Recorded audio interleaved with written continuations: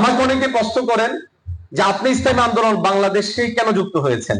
আমি যে প্রশ্নটা, এই প্রশ্নের উত্তরে আমি কয়েকটা পয়েন্ট তাদের সামনে উল্লেখ করি। নাম্বার 1, একটা রাজনৈতিক দলের জন্য অত্যন্ত গুরুত্বপূর্ণ একটা পয়েন্ট হচ্ছে ওই দলের তার নিজস্ব বয়ান থাকতে হবে, যা আমি কি চাই, কিভাবে চাই, কতটুকু চাই।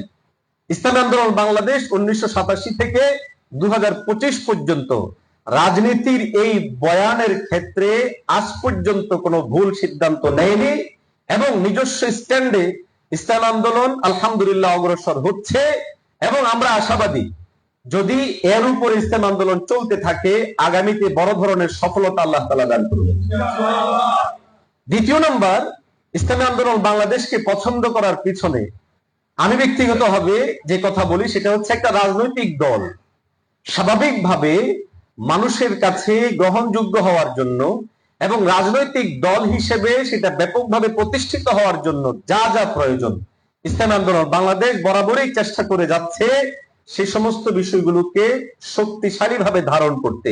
এই জন্য আমি এক ভাইয়ের প্রশ্নের উত্তর বলেছিলাম যে আমি ইসলামী আন্দোলন বাংলাদেশের এই জন্য পক্ষাবলম্বন করি, ইসলামের যে বয়ান আমি ধারণ করি, ইসলামের যে রাজনৈতিক ধারা আমি ধারণ করি এবং ইসলামকে আমি যেভাবে বলতে চাই ইসলামী আন্দোলন বাংলাদেশের মধ্যে আমি এই সব জিনিসগুলো ভরপুর ভাবে পাই, যার জন্য আমি অকপটে স্বীকার করি যে আমি ইসলামী আন্দোলন বাংলাদেশের একজন আদনা সমর্থক। আমি যে ইসলামকে ধারণ করি, কোরআন এবং সুন্নাহর আলোকে আমি যে ইসলাম পেয়েছি, ইসলামী আন্দোলন বাংলাদেশকে পছন্দ করার আরো একটা গুরুত্বপূর্ণ পয়েন্ট হলো ইসলামী আন্দোলন বাংলাদেশ প্রতিষ্ঠা থেকে অদ্যাবধি এমন কোন রাজনৈতিক কিংবা ধর্মীয় ভুল সিদ্ধান্ত গ্রহণ করেনি যার জন্য ইসলামী আন্দোলন বাংলাদেশকে প্রায়শ্চিত্ত দিতে হয়। আলহামদুলিল্লাহ, এটা অনেক বড় গুরুত্বপূর্ণ পয়েন্ট। আমাদের অনেক সম্ভাবনাময় ইসলামী সংগঠন আছে যাদের অতীত অনেক ভুল, সে ভুলের মধ্যে অনেক ধর্মীয় বিষয় আছে, রাষ্ট্রীয় বিষয় আছে, যে সমস্ত বিষয়গুলোর কারণে তারা অগ্রসর হলেও ওই পয়েন্টগুলো তাদেরকে বারবার বারবার আটক করে দেয়। ইসলামী দল দাবি করছে কিন্তু তার ব্যক্তি জীবনে ইসলাম নাই, যার জন্য মানুষ আগ্রহী হয় না। আলহামদুলিল্লাহ, আমাদের রিয়াদ ভাইদের মতো মানুষ ঢাকা ইউনিভার্সিটি পড়ুয়া, তাও আবার ইংরেজিতে পড়া মানুষ। তাহলে এই মানুষগুলো ইসলামী আন্দোলন বাংলাদেশ মানুষকে দিচ্ছে। অনেকে তিরস্কার করে বলে ইসলামী আন্দোলন বাংলাদেশেও তো অন্যদের মতো সব টুপিওয়ালা দাড়িওয়ালা হুজুররাই। আসলে ব্যাপারটা এরকম না। ইসলামী আন্দোলন টুপিওয়ালা দাড়িওয়ালা ঠিক আছে, কিন্তু এরাও প্রচলিত অর্থে মাদ্রাসায় পড়ুয়া হুজুর এমন না, বরং পোশাকি এই পরিবর্তনটা আসার পিছনে বড় কারণ হচ্ছে ইসলামী আন্দোলন বাংলাদেশের আদর্শিক বিজয়। ইসলামী আন্দোলন বাংলাদেশ একজন ব্যারিস্টারকে ওই চেহারায় নিয়ে আসে, একজন উকিলকে ওই চেহারায় নিয়ে আসে, একজন ডাক্তারকে ওই চেহারায় নিয়ে আসে যে চেহারাটা পীর সাহেব চরমনায় রয়েছে। তো যার জন্য অনেকে দূর থেকে মনে করে যে এ হুজুর হুজুর দিয়ে কি হবে। তা আমি ওনাকে বললাম যে আসলে হুজুর দিয়ে না, ওনারা হচ্ছেন আমাদের আইনজীবী পরিষদের দায়িত্বশীল। বলেন তো আমাদের আইনজীবীদেরকে এক পাশে রাখলে মনে হবে এক একজন এক এক মসজিদের ইমাম এবং খতিব। এই জন্য অনেকে ভাবে যে ইমাম খতিব দিয়ে কি হবে। আবার যখন আমাদের ছাত্র আন্দোলনের ভাইয়েরা দাঁড়ায় ওদেরকে দেখলো মনে হয় যেন মাদ্রাসার ছাত্র, কিন্তু খোঁজ নিয়ে দেখা যাচ্ছে আসলে না, কেউ ঢাকা ইউনিভার্সিটির, কেউ জগন্নাথের, বিভিন্ন জন বিভিন্ন জায়গা থেকে। আমার প্রশ্ন হচ্ছে এটা সবার হতে হবে জরুরি না, কিন্তু একটা ইসলামী রাজনৈতিক দল তার অবস্থানটা এটা হতে হবে যে আমাদের লোকগুলো এই আন্দাজের হবে। তার মানে এই না যে যাদের টুপি নেই, যারা প্যান্ট শার্ট পরে, কিংবা যারা আরো বিভিন্ন ধরনের স্বাভাবিক সুন্নাহের উপর ওঠে তারা ইসলাম আন্দোলনে আসবে না এমন না, তারাও আসবে। এবং আমরা আশাবাদী তাদের মাঝে পরিবর্তন ঘটবে এবং সেই পরিবর্তনটা ঘটে চলেছে বিভিন্ন সময়ে, আগামীতেও ঘটবে ইনশাআল্লাহ।